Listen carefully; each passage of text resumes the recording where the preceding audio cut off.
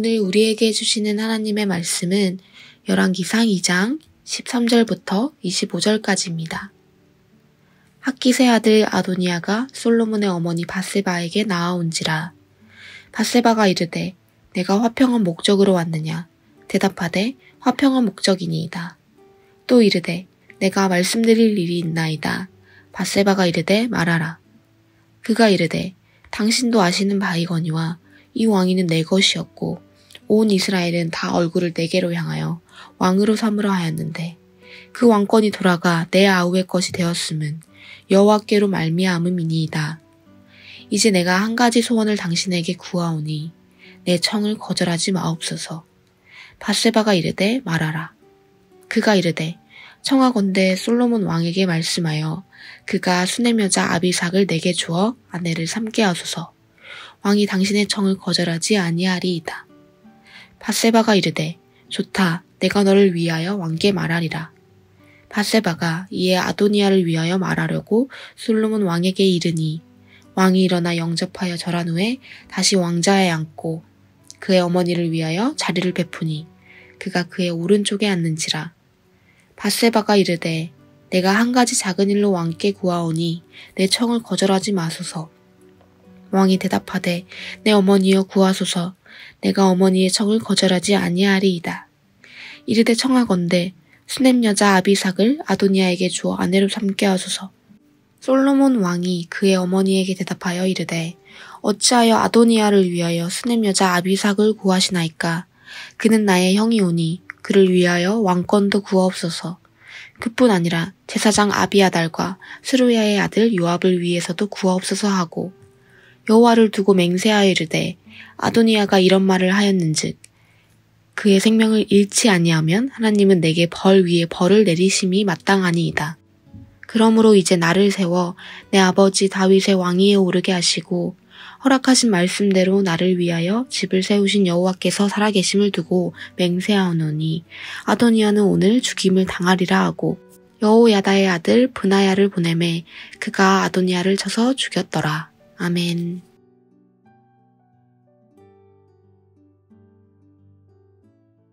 열왕기상 1장과 2장은 다윗의 뒤를 이어 솔로몬이 왕이 되는 과정을 보여주고 있습니다. 1장과 2장을 한마디로 말하면 하나님의 주권입니다. 이스라엘의 왕이 결정되는 것은 오로지 사람의 뜻과 모략으로 이루어지는 것이 아니라 하나님의 주권적인 역사하심으로 가능했다라는 것을 열왕기 1장 2장은 말씀합니다. 그 하나님의 뜻과 주권의 결에 맞게 있는 사람들이 형통함을 잇는 것이죠. 그에 반하는 사람들은 다 숙청을 당합니다. 열왕기 1장 2장은 솔로몬이 왕이 된 것은 하나님의 주권적 역사라는 것을 증거하고 있는 것이죠. 여러분, 이 열왕기서는 철저히 하나님의 율법에 순종하면 복을 받고 하나님의 율법에 불순종하면 저주를 받는다는 왕들의 이야기로 구성되어 있습니다. 이 솔로몬도 예외가 아닙니다. 우리는 열왕기상 1장부터 11장까지 솔로몬 왕의 이야기를 계속해서 보게 될 텐데 단지 솔로몬 한 사람의 흥망성쇠적 관점에서 보면 안 됩니다. 솔로몬이 하나님의 율법에 순종하면 어떤 복을 받는지, 이 솔로몬이 하나님의 율법에 불순종한 결과 어떤 저주를 받는지 그걸 볼 수 있어야 됩니다. 그래서 우리가 어제 읽었던 2장 3절과 4절 말씀을 주의 깊게 기억을 해야 되는데요. 3절, 4절 말씀을 보십시오. 이 말씀은 솔로몬의 이야기를 해석할 수 있는 중요한 키가 되는 말씀입니다. 3절입니다. 내 하나님 여호와의 명령을 지켜 그 길로 행하여 그 법률과 계명과 율례와 증거를 모세의 율법에 기록된 대로 지키라. 그리하면 내가 무엇을 하든지 어디로 가든지 형통할지라. 하나님의 말씀에 순종하면 복받을 것이다 라는 말씀입니다. 그리고 4절에 여호와께서 내 일에 대하여 말씀하시기를 만일 내 자손들이 그들의 길을 삶과 마음을 다하여 성품을 다하여 진실이 내 앞에서 행하면 조건이 있죠. 이스라엘 왕에 오를 사람이 내게서 끊어지지 아니하리라 하신 말씀을 확실히 이루게 하시리라. 솔로몬의 인생은 금방 읽은 3절과 4절을 잘 지켰는가 그렇지 못했는가에 좌지우지하게 되어 있습니다.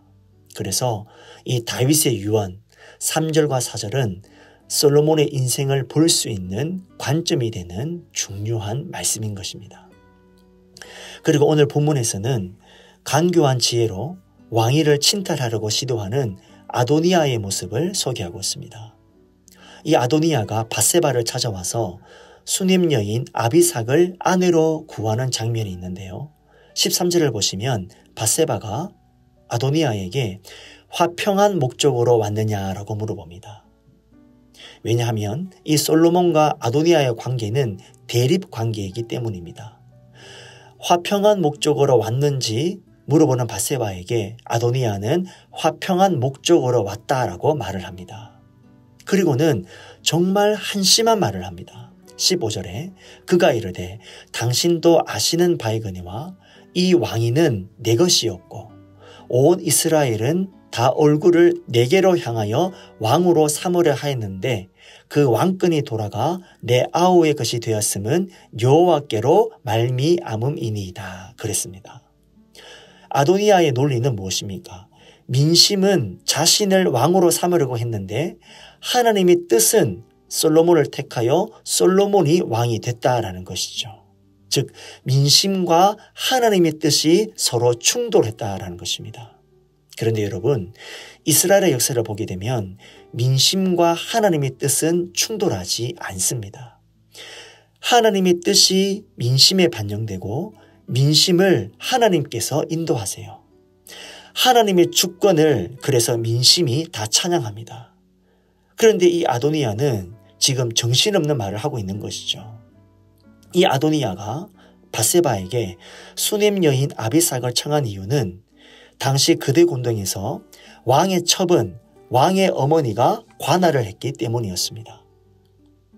이 수냄 여자 아비삭이 이제 누군지를 잘 살펴보아야 하는데 이 수냄 여자 아비삭은 다윗의 마지막 첩이었습니다. 아버지의 첩.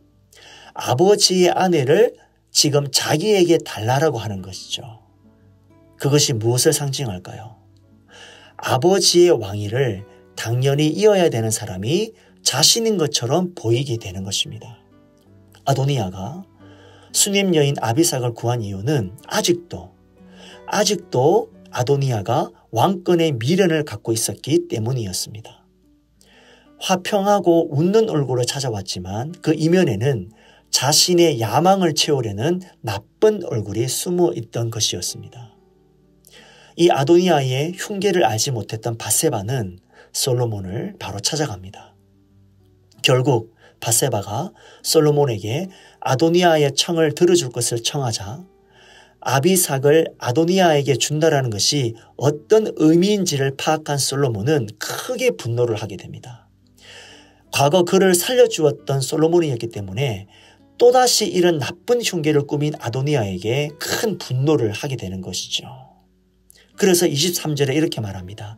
여호와를 두고 맹세하여 이르되 아도니아가 이런 말을 하였은즉 그의 생명을 잃지 아니하면 하나님은 내게 벌 위에 벌을 내리심이 마땅하니이다. 솔로몬이 다윗의 뒤를 이어 왕을 이은 것은 하나님의 계획하심이었습니다. 그러한 솔로몬의 왕위를 자신이 침탈하려는 계획은 하나님의 뜻보다 자신의 뜻이 앞선 것이며 하나님의 계획보다 자신의 계획이 더 중요했음을 뜻하고 있는 것이죠. 그래서 우리가 살펴보아야 하는 그런 말씀이 있는데요. 열왕기상 1장 52절 말씀입니다.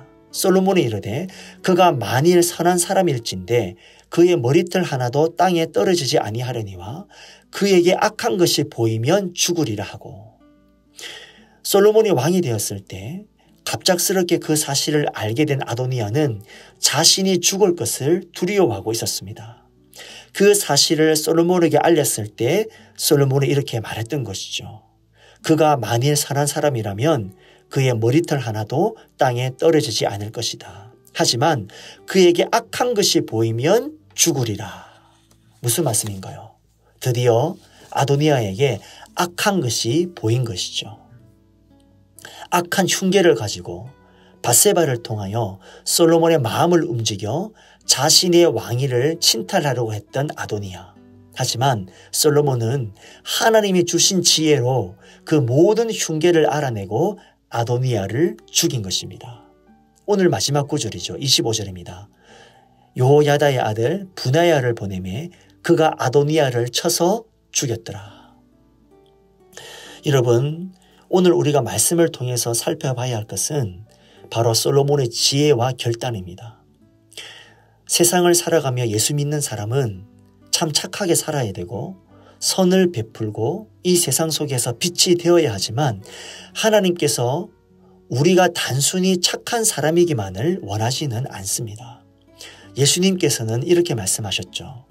비둘기처럼 순결하라. 그리고 뱀처럼 지혜로워야 한다. 우리가 살아가는 이 세상도 아도니아와 같이 화평한 얼굴로 찾아와서 지혜롭고 교묘한 말로 우리를 속이거나 우리를 악의 도구로 이용하려는 사람들이 참 많이 있습니다. 우리는 어떻게 살아야 할까요? 오늘 말씀을 통해 우리가 깨어 있어야 되는 것이죠. 하나님께서 주시는 지혜를 구하며 하나님의 말씀을 통해 지혜로워야지며 하나님께서 주시는 마음으로 하나님이 주시는 생각으로 날마다 순결함과 더불어 지혜로움을 갖추어야 합니다. 분별력을 갖추어야 합니다. 악한 계략을 경계하고 간파할 수 있는 능력을 길러야 합니다. 무엇보다 솔로몬은 지혜롭고 단호하게 대적하였습니다. 마지막 때에 악하고 속이는 세력이 더욱 교묘하게 성도들을 접근하며 유혹하고 있습니다. 예수님을 많이 사랑하는 사람일수록 이단의 흉계에 약하기도 합니다. 이러한 때에 솔로몬과 같이 하나님의 주권에 대해 확고한 신앙을 가지고 그것을 고백하는 사람, 하나님의 약속과 말씀을 확신하며 지혜와 단호한 결단력을 갖추는 사람, 우리가 바로 그런 사람들이 되어야 합니다. 이상한 진리를 가진 서적, 비성경적인 단체, 거짓 정보, 이단들을 통해 장년뿐만 아니라 청년, 청소년, 아이들까지 속이고 이용하려는 세력들이 우리 주위에 참 많이 있습니다. 오늘날 우리가 어떻게 살아가야 될까요? 주님 안에서 깨어 있어야 됩니다. 말씀을 통해 지혜로워져야 됩니다. 하나님 앞에서 하나님 안에서 비둘기처럼 순결하고 뱀처럼 지혜롭게 살아가는 우리 주님의 성도님들이 되시기를 주님의 이름으로 축원드립니다.